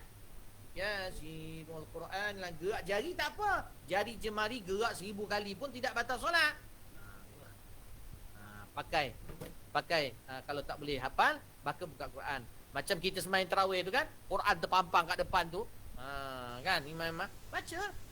Boleh, tak ada masalah. Jadi tak perlu alasan itu untuk kita buat sesuatu yang tidak ada dalil ataupun tidak ada contoh. Maka semayanglah sendiri dan semayang sendiri dan bacalah dan ambillah kaedah ulama dengan sebagainya meringankan, boleh membaca dengan memegang Al-Quran. Wallahu ta'ala alam. Ada soalan lain? Ya. Waalaikumsalam warahmatullahi. Dalam soalan solat witir ni Abu ya. Ada ke pandangan-pandangan yang tertentu, khususnya ulama, khasnya Abu Ya sendiri, tentang kelebihan witir tu, rahsia dan hakikat dia? Wallahu a'lam. Memang rahsia hakikat memang Buya nak sebut, tapi insya-Allah nanti sekali lagi kita jumpa nanti. Yang tu nak kena ada feel, kena ada ahwal. Nanti Buya akan maklumkan. Ini kita nak bahas dulu tentang hukum dia dulu. Bagus soalan tu. Nanti Buya beritahu Selasa depan insya-Allah. Masa kita nak sambung balik nanti, Buya akan sebut tentang kelebihan dia. Kalau sikit-sikit tak sedap lah. Ya, insya-Allah. Syukran. Jazakumullah khair. Ya, ada soalan lain? Assalamualaikum Abu Ya. Waalaikumsalam. Saya nak tanya bab lain pasal kolbun, hati kita ni. Sebenarnya kalau dalam jasad kita, adakah dia terletak dalam organ hati ataupun di mana sebenarnya? Sebab ada orang bertanya kan. Dan satu lagi, roh kita ni sebenarnya terletak di mana dia dalam jasad kita? Kalau jumpa tak buat apa? Ya. Kalau jumpa lah kedudukan dia tu. Dan kalau jumpa roh tu nak buat apa Itulah Mas nak tanya je, di mana kedudukannya sebenarnya di dalam jasad. Kata soalan Buya ikut Imam Malik lah. Soalan itu soalan yang tidak ada faedah pada diri kita. Untuk mengetahui kedudukan, yang kita perlu tanya soalan yang belik faedah pada kita. Maknanya hati itu macam mana kita nak isi dia. Tak payah cari dia kat mana. Dia memang ada dalam badan. Rasulullah kata dia berbentuk daging. Maka kita tak tahu ada. Cuma khilaf ulama sama itu hati atau yang dimasukkan itu jantung. Wallahu ta'ala alam. Kalau roh, kita nak tahu kat mana, roh kita kat mana pun tak perlu nak tanya soalan macam tu. Tiada faedah untuk kita. Yang penting roh itu ada dalam tubuh kita. Yang mana gabungan dalam manusia ini, gabungan unsur roh, unsur api dan unsur tanah. Jadi air dan air. Jadi macam mana kedudukan dia, wallahu ta'ala alam. Dan Buya rasa kalau antum tahu pun antum nak buat apa, nak bercakap dengan dia ke? Ataupun tak ada faedah. Bukan Buya merendahkan, tapi Imam Malik cukup marah bila tanya soalan yang tak ada faedah. Tak ada faedah untuk amalan hidup kita. Wallahu ta'ala alam. Nanti tanya Buya wallahu alam. Dulu Buya pernah sentuh bab ni dulu. Buya pernah cakap, ada doktor pakar tanya Buya. Jadi tak perlu sebenarnya benda tu kita nak perbahas. Yang penting kita pegang sungguh. Nabi kata mudrah, dia seketul daging. Hati itu seketul daging di dalam tubuh kita. Maka cuma Buya boleh beritahu khilaf ulama sama ada itu dipanggil hati, organ hati kita, ataupun jantung. Cuma dia bergabung dengan sesuatu yang dipanggil maknawi, menjadi tapak dicampakkan Allah rahmat. Tak perlu kita serabut nak cari. Buat apa nak cari? Yang penting dapat ke tak dapat. Jadi jangan menyusahkan kepala otak kita fikir pasal benda tu. Banyak benda mudah lagi untuk kita fikir. Wallahu ta'ala alam. Boleh Wasfiti Sumiyati. Terima kasih Abu Ya. Ya, sama. Okey. Apa lagi soalan nak tanya? Kalau boleh berkenaan dengan tajuk kita ni lah. Ya. Apa ni? Assalamualaikum Abuya. Waalaikumsalam warahmatullahi. Saya nak tanya zikir berkenaan sebelum subuh yang ada ya hayyu ya qayyum uhyil qulubi apa Abuya? Ahyil qulub.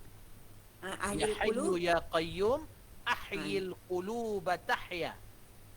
Wa aslih Ahyil lana qulub. al-a'mala fid din wad dunya. Ya hayyu Ya. ya qayyum. Ya hayyu ya qayyum ahyil quluba tahya. Qulubata ahya. Tahya. Nanti kalau boleh AJK tuliskan sekali lagi nanti ya Midi untuk tayangkan. Ya hayyu ya qayyum ahyil quluba tahya. Hidupkan hati kami, hidupkan hati kami ya Allah dengan kehidupan. Ahyil quluba tahya, supaya dia hidup. Ahyil quluba tahya.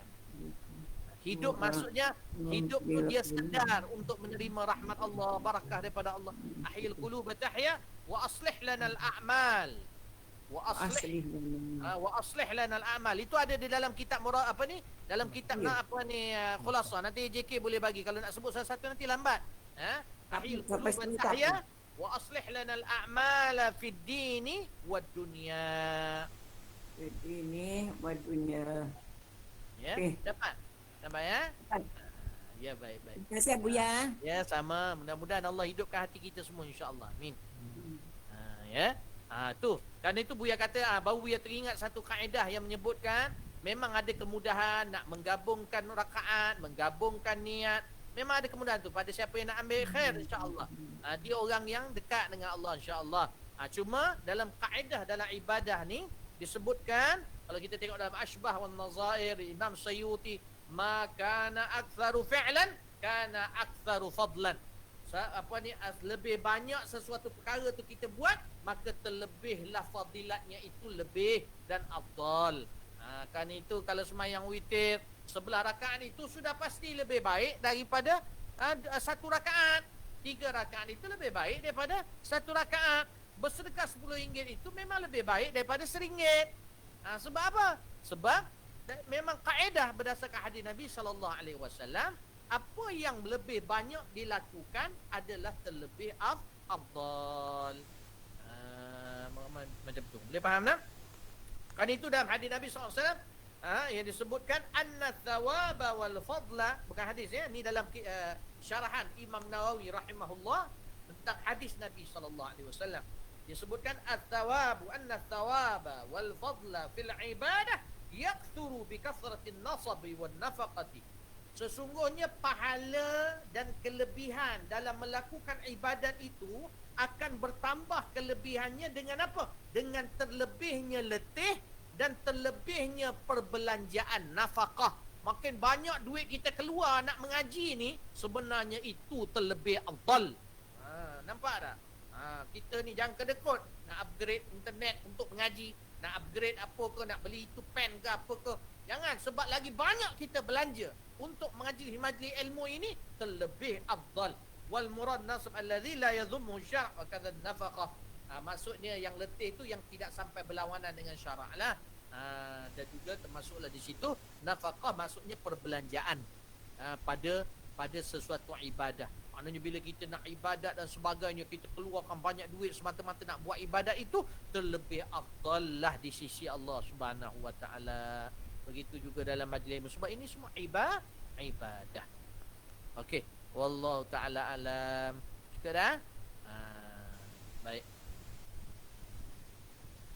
Maka Buya cukup setakat tu saja untuk hari ini. Apa yang tu tanya tu bagus. Yang tanya soalan pasal roh tadi pun okey. Cuma Buya akan sebut bagaimana ulama sebut. Sebab la tas'alu an asya'. Allah sebut dalam Quran, la tas'alu an asya' in tubdalakum tasu'kum. Jangan tanya sesuatu benda, di dalam Quran sendiri sebut, jangan tanya sesuatu benda kalau benda tu nampak jelas pada kamu akan menyusahkan kamu. Jadi kamu jadi susah jadi bila makin jadi jangan tanya benda-benda yang dia bila kamu tahu hakikat dia menyusahkan kamu. Maka tak perlu nak susah-susahkan kepala. Macam orang tanya Buya, Jibril sekarang ni kerja apa? Jadi Imam Malik selalu tanya balik. Aku nak tanya kau, kalau kau tahu dia boleh kerja apa sekarang ni, bertambah tak iman kau? Bertambah tak ibadat kau? Bertambah tak solat kau? Bertambah tak soleh kau kalau kau tahu dia kerja apa sekarang? Buat apa kau nak sibuk kerja dia? Kerja engkau apa dia? Tu Imam Malik dia selalu marah. Jadi kita kadang-kadang kita nak tanya apa ni tentang hati, kedudukan dia dan sebagainya. Sebab kalau kita tahu sekalipun, kita takkan boleh buat apa-apa. Kita tak boleh buat secara manual atau bypass untuk membersihkan dia. No. Cuma Allah aja dia ada dalam tubuh kita dan dia berada di sebelah kiri kita. Kerana itu khilaf ulama mengatakan sama ada itu adalah jantung ataupun hati kita. Jadi kerana itu yang ada yang setakat tu ajalah. Itu pasal ada yang sembahyang setengah ulama mengatakan letakkan di belah kiri kita. Nampak tak? Di situ kadang bisikan syaitan datang kat situ. Cuma kedudukan exactly tak payah tanya. Apa buat kerja bodoh tu? Kan tak payah buat benda tu. Yang penting dia ada dalam diri kita. Roh kita pun ada dalam diri kita. Kalau tak ada roh, tak boleh bergerak. Nak tengok yang tak ada roh, tu yang meninggal dunia tu. Tengok yang itu tak ada roh. Jadi roh kat mana? Roh tu ada dalam tubuh kita. Macam mana rupa dia? Wallahu ta'ala alam. Tak perlu tanya. Kadang ada yang tanya Buya sampai nyawa ni kat mana? Kat jari ke? Kat telur ke? Kat kepala ke? Kat mana? Kat belakang ke? Saya kalau potong tangan saya ni Ustaz tak mati, maknanya nyawa tak kat situ Ustaz. Kalau saya cocok jantung saya mati, maknanya nyawa kat situ ke Ustaz. Kalau telur saya dibuang, minta maaf telur pula, maknanya batu, orang lelaki punya batu. Sebab ada orang mandi dekat sungai, dia kena makan dengan ikan toman. Toman tu makan dia punya batu dia tu. Hidup pula dia. Jadi nyawa bukan kat situ. Pandai-pandai kau je. Kita tak tahu. Jadi tak perlu tanya sampai dalam-dalam begitu. Tidak digalakkan untuk kita mengetahui. Dan bahkan kita tanya soalan yang tidak menambah apa-apa kepada diri kita, kepada Allah. Sekadar ada maklumat aja. Tak perlu tahu benda-benda macam tu. Janganlah tanya sesuatu soalan yang tiada faedah bagi diri kita. Maka tanyalah soalan yang lebih bermanfaat untuk diri kita. Wallahu ta'ala alam. Okey, Buya rasa cukup setakat tu. InsyaAllah mudah-mudahan Allah memberkati kita. Dan mudah-mudahan kita fahamlah. Jadi tak payahlah pening-pening lagi. Janganlah tanya soalan-soalan lagi tentang witir, tentang apa. Ni dah belajar, bagi ingat dalam kepala. Secara ringkas je, mudah je. 1 boleh, 3 boleh. Kita dah dengar dari saya. 1 boleh, 3 boleh. Boleh banyak, Nabi kata 5 boleh. Kadang Nabi buat 7. Tapi yang ganjil lah. Lepas tu semayang sunat 2 rakaat itu nak niat apa? Niat witir juga. Yang 1 rakaat tu pun niat witir juga. Tidak ada masalah. Kemudiannya paling kurang 1 rakaat. Siapa nak buat 1 rakaat, buat je lah 1 rakaat. Lepas tu kalau semayang witir malam, tak boleh semayang sunat ke? Ambil pandangan yang paling kuat. Yang atas tadi yang Buya beritahu, pandangan yang mengata boleh buat.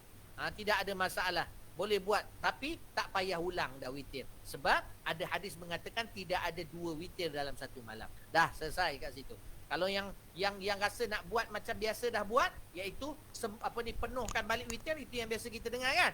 Jadi buatlah, bangun sembahyang, bangun qiyamul lail, sembahyang 1 rakaat niat witir untuk gabungkan dengan 3 rakaat yang kita buat malam tadi 4. Lepas tu sembahyanglah sunat apapun sembahyang, lepas tu sembahyanglah sunat witir balik. Tak ada masalah. Jadi ingat benda tu dah. Dia ada khilaf ulama kat situ dah. Jangan bergaduh-gaduh dah. Yang nak buat yang ni buat, yang tak nak buat yang buat ini sudah. Wallahu ta'ala. Okey. Jadi Buya rasa cukup setakat itu saja. Mudah-mudahan Allah Subhanahu wa taala mempermudahkan kita insya-Allah mengamalkannya, dan Allah memberkati kita di dunia dan di akhirat insya-Allah. Mudah-mudahan Allah Subhanahu wa taala membersihkan hati kita dari sifat-sifat mazmumah, dan memberi petunjuk kita ke jalan Allah Subhanahu wa taala insya-Allah. Antum sekarang ni dengan keadaan sekarang ni jangan terikut sangat emosi ya. Dengan keadaan Covid, jangan terlampau sangat ingat Allah ada dengan kita. Dengan keadaan politik apa semua, jangan ikut omisi sangat. Ni cakap ni, yang ni cakap ni. Yang ni dia kata ada majoriti, ni kata tak ada majoriti, ni apa semua. Jangan serabut sangat, fikir. Majoriti ahli neraka siapa, majoriti ahli syurga siapa. Fikir yang tu. Engkau termasuk tak dalam tu? Jadi fikir, mudah-mudahan Allah pemudahkan. Untuk serabut benda-benda macam tu, kita doakan saja pemimpin-pemimpin yang memang niat dia telus nak berjuang ke agama Allah. Mudah-mudahan Allah sentiasa bersama mereka dan Allah pemudahkan. Dan apa yang kita boleh bantu, kita bantulah. Tapi jangan terikut-ikut tu komen-komen yang ada kat dalam tu, mengarut tu. Sama ada pihak sana ke pihak sini ke. Jadi orang mengaji. Biar berjalan atas muka bumi, cara orang mengaji jalan. Boleh? Boleh faham? Ingat Allah Subhanahu Wa Taala, dan sentiasa doakan kawan-kawan kita yang di luar sana yang sedang diuji dengan kesakitan, dengan sakit dan sebagainya. Dengan ni ada ujian pula orang-orang yang mengandung, banyak pula yang mengandung time ni kena COVID dan sebagainya. Kita doakan yang terbaik insya-Allah. Mudah-mudahan. Jangan pula takut pula. Abang jangan sentuh saya sepanjang COVID ni. Selagi COVID tak hilang, jangan sentuh saya. Saya tak mau mengandung. La ilaha illallah. Teruk suami kau. Kan? Tak pasal-pasal dia pergi kan cari nasi lemak janda belakang. Kan? Jangan. Jangan macam tu. Jangan takut. InsyaAllah ada rezeki tu. Allah ada. Umur kita ni kalau dah sampai ajal, dia tak kurang, tak lain. Kau larilah macam mana pun. Dia sampai. Wallahu ta'ala alam. Okey? Buya rasa cukup setakat tu saja ya. Baik. Yang tadi bila Buya cakap pasal soalan tu jangan kecil hati ya. Ni Siti Sumiati ya, tak jangan ya. Cuma juga tu memang ada benda-benda soalan yang tak perlu kita jangan ajar diri kita untuk tanya. Walaupun ada orang tanya pada kita jawab pada dia. Kata soalan ni rasanya tidak ada faedah untuk kamu tahu. Baik kamu tanya soalan yang lebih baik. Mungkin dia akan kata, alah tak tahu cakaplah tak tahu. Alah cakap macam ni pula. Tak dia. Kadang-kadang ulama ni dia tahu kalau nak detail-detail, tapi pada marhalah kita ni tak perlu nak tahu sampai macam tu, dah tak ada faedah untuk kita. Buat apa? Guru yang baik dia akan memberitahu sesuatu yang bermanfaat untuk kita, bukan yang tidak bermanfaat untuk kita. Boleh faham? Nak sangka buruk ke nak apa, lantak dia. Kita kena ajar diri kita macam tu supaya ilmu kita bukan permainan untuk bercerita benda-benda yang tidak sepatutnya dan tidak bermanfaat ya. Kalau ada kawan-kawan tanya macam tu, kita faham kadang-kadang kawan kita macam-macam jenis kan. Jadi tanya, kata rasanya tak perlu kot tanya soal macam ni. Apa ni sebab soalan macam ni pun kalau kita tahu pun tidak ada faedahnya untuk kita. Yang penting kita tahu hati kita, setakat kita orang awam ni fahamlah bahawa Nabi dah sebut dalam hadis, hati itu adalah berbentuk daging. Maka khilaf ulama sama ada jantung ataupun hati, dan dia digabungkan dengan makna maknawi yang tersirat yang membawa maksud tapak yang menjadi lemparan rahmat Allah. Sebab kalau buka mayat tu tak nampak, ada nampak rahmat dekat situ? Mana ada?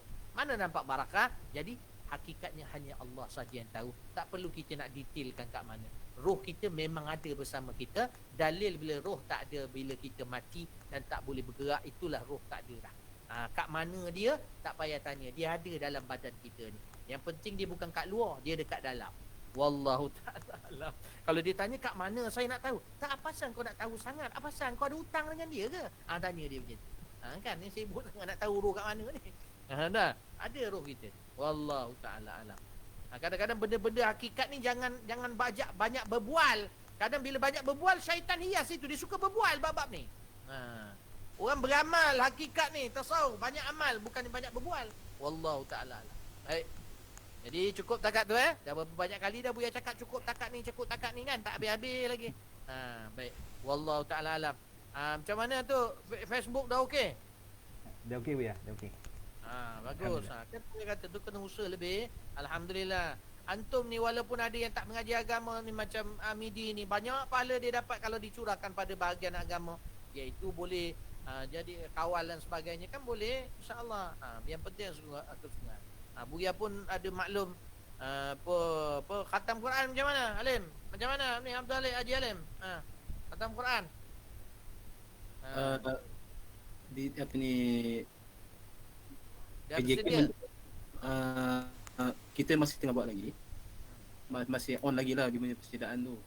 Tapi tarikh tu dicadangkan kepada 19 bulan. 10 Muharram ni. Ya khair. Insya-Allah boleh. Tak ada masalah. Nak buat. Cuma pastikan sungguh-sungguh lah. Ya, buat betul-betul.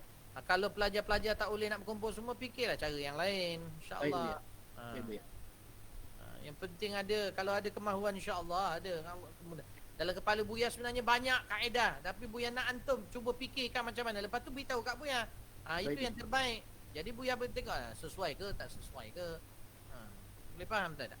Jadi insyaAllah mudah-mudahan lagi banyak susah kita tu kan, kaedah tu kan. Lebih banyak buat, keluar lagi banyak dana kita untuk benda-benda macam ni. Buya tak boleh nak janji apa-apa kat dunia ni. Kamu tak boleh nampak apa-apa. Kat akhirat nanti lah. Tapi itulah atas keyakinan kita lah. Dunia ni sekejap je, tengok berapa ramai orang mati dah. Dah standby dah semua. Berapa banyak nak bawa kat sana. Harta kita yang kekal, harta yang diinfakkan pada jalan kebaikan. Imma infak pada isteri dan anak-anak kepada sebagai keperluan mereka. Infak kepada orang-orang susah sekeliling kita. Infak kepada jalan agama. Infak kepada orang ulama punya mujahid-mujahid yang di kalangan para ulama bermujahid bermujahadah dalam menyampaikan ilmu, ataupun kalangan mujahid, iaitu orang-orang yang berperang di medan perang menegakkan kalimah Allah Subhanahu Wa Taala, dan macam-macam lagi. Itu yang kekal besok hari kiamat besok. Yang kita buat belanja, beli emas, beli apa semua tu, na'udzubillah.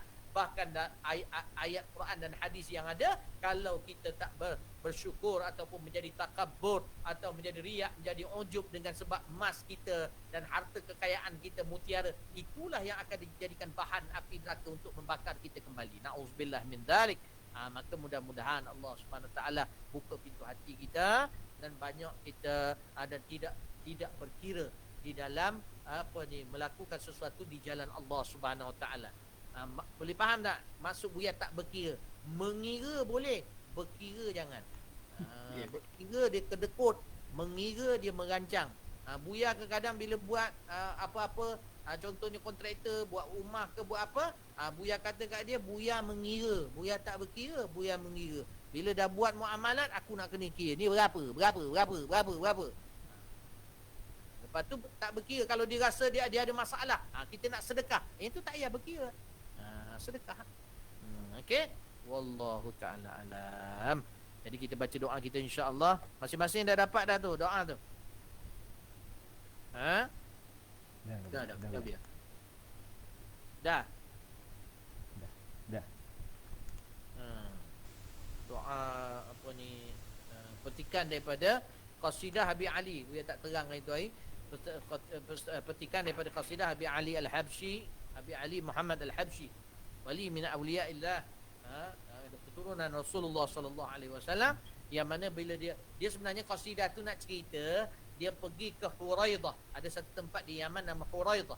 Huraidah ni pada zaman Habib Ali Muhammad Al-Habsyi hatta sekarang ini banyak orang-orang soleh di situ.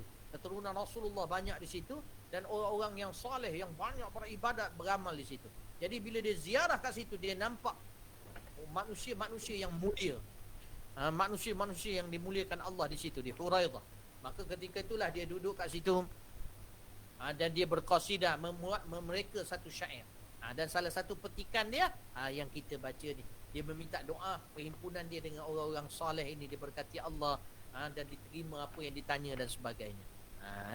Baik, insya-Allah kita baca sama-sama insya-Allah. Allahumma salli wa sallim wa barik alaihi wa ala alihi. Sebelum tu Buya cukup setakat ini apa yang kita mengaji insya-Allah, yang baik datang pada Allah, ilmu dari dosa-dosa Buya. Insya-Allah mudah-mudahan Allah berkati kita, insya-Allah dipermudahkan di masa akan datang. Rabbi faj'al mujtama'ana, Rabbi faj'al mujtama'ana ghayatu husnul khitami, ghayatu husnul khitami, wa'atina ma qad sa'alna, wa'atina ma qad sa'alna min atayakal jisami, min atayakal jisami, واكرمي الأرواح منا، واكرمي الأرواح منا بلقاء خير الأنام، بلقاء خير الأنام. وابلغي المختار عنا وابلغي المختار عنا من صلاة وسلام من صلاة وسلام اللهم صل وسلم وبارك عليه وعلى آله Sallallahu alaihi. إن شاء الله دعاء kita ربنا انفعنا بما علمتنا رب علمنا الذي ينفعنا رب فقهنا وفقه أهلنا وقرابات لنا في ديننا مع للخطر أنثى وذكر رب وفقنا ووفقهم لما ترتدي قولا وفعلا كرما وارزق الكل حلالا دائما وخلا أتقياء علماء نهضى بالخير ونكفى كل شر ربنا أصلح لنا كل الشؤون وأقر بالرضا منك العيون واقض عنا ربنا كل الديون قبل أن تأتينا رسل المنون واغفر استر أنت أكرم من ستر وصلاة الله تغشى المصطفى من إلى الحق دعانا والوفاء بكتاب فيه للناس شفاء وعلى الآل الكرام الشرفاء وعلى الصحب المصابيح الغرر اللهم اهدنا بهداك واجعلنا ممن يسارع في رضاك ولا تولنا وليا سواك ولا تجعلنا ممن خالف أمرك وعصاك وحسبنا الله ونعم الوكيل ولا حول ولا قوة إلا بالله العلي العظيم وصلى الله على سيدنا محمد وعلى آله وصحبه وسلم والحمد لله رب العالمين يا ربنا اعترفنا بأننا اقترفنا وأننا أسرفنا على لظى أشرفنا فتب علينا توبة تغسل لكل حوبة واستر لنا العورات وآمين الروعات واغفر لوالدينا ربي ومولودينا والآل والإخوان وسائر الخلان وكل ذي محبة أو جيرة أو صحبة والمسلمين أجمع آمين يا ربي اسمع فضلا وجودا منا لا باكتساب منا بالمصطفى الرسول نحظى بكل سول بالمصطفى الرسول نهضى بكل سول بالمصطفى الرسول نهضى بكل سول صلى وسلم ربي عليه عد الحب وآله وصحبه عدد الطش الصحب والحمد للإله في البدء والتناهي سبحان ربك رب العزة عما يصفون سلام على المرسلين الحمد لله رب العالمين بكل لحظة أبدا عدد خلقه ورضا نفسه وزنة عرشه ومداد كلماته اللهم صل وسلم على جامع المحامد من به تفرج الكروب وتكشف الشدائد سيدنا محمد وآله وصحبه يا حي يا قيوم يا واحد. Alhamdulillah. Syukur kita kepada Allah Subhanahu Wa Taala. Mudah-mudahan Allah memberkati majlis kita insya-Allah. Insya-Allah kita jumpa nanti di masa akan datang kalau dipermudahkan Allah. Buya ada perancangan-perancangan dalam pengajian ini. Maka kalau Buya kata nanti sampai masa ada tambahan pengajian dan hari Ahad itu mungkin berselang dengan pengajian kitab fiqh. Sebab tengoklah macam mana nanti Buya akan maklum semula. Terpulanglah yang ada nak mengaji, maka Buya nampak benda itu penting, Buya akan sembahyang istikharah. Dan ada yang Buya dah sembahyang istikharah, maka Buya nak mengajar fiqh juga balik. Jadi mungkin untuk kuliah tafsir diselang dengan kuliah kitab fiqh mungkin abatan Nabi Suja', mengulang balik daripada awal. Kemudiannya insya-Allah itu kuliah tafsir ayat dan diselang dengan kuliah fiqh. Kemudiannya hari Selasa dan Khamis kita baca kitab Hidayatus Salikin.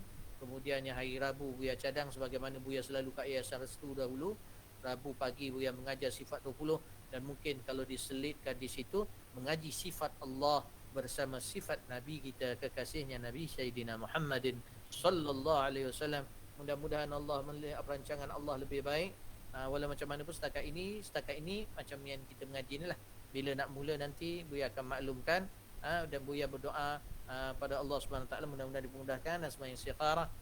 Dan kalau ada kemahuan yang kuat daripada pihak yang nak mengaji benda ni, insya-Allah akan jadi. Dia tidak cukup daripada pihak Buya saja. Buya tak paksa tapi kita tengoklah kalau ada rezeki antum rezeki lah. Antum yang nak mengaji, Buya dah mengaji. Jadi antum yang nak mengaji. Nah, mudah-mudahan juga Allah permudahkan Buya juga untuk mengajar khair insya-Allah.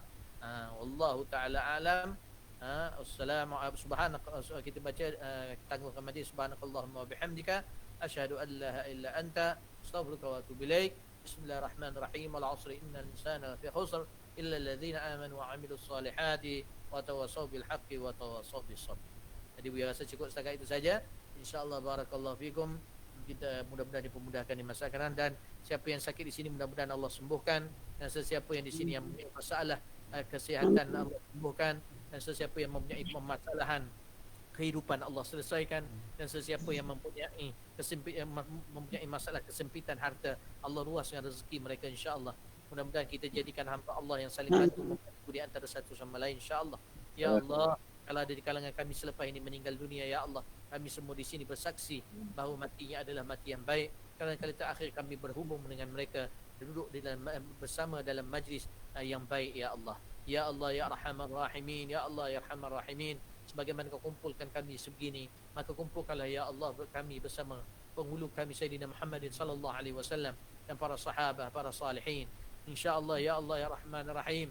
Ya Allah, kami bertawassul dengan majlis kami ini, ya Allah ampunkanlah dosa-dosa kami, ya Allah, dan bertawassul dengan Nabi Muhammad sallallahu alaihi wasallam. Pelihara kami dari kesesatan, ya Allah.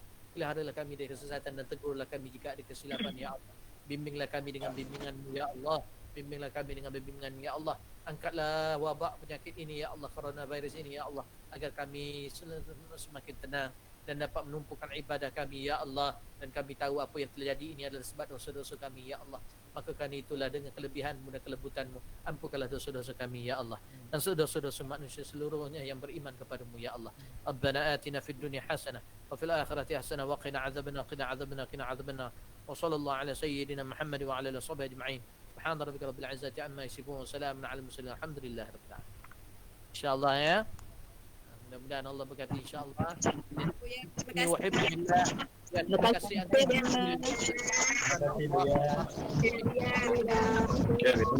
kasih.